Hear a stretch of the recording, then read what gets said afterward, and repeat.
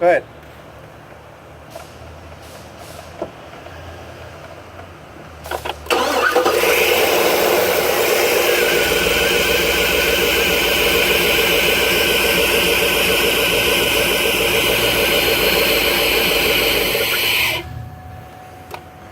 Okay, now push the gas all the way to the floor and crank it.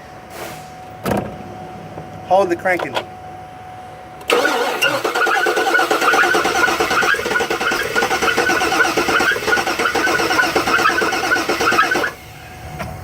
Now, just let it start.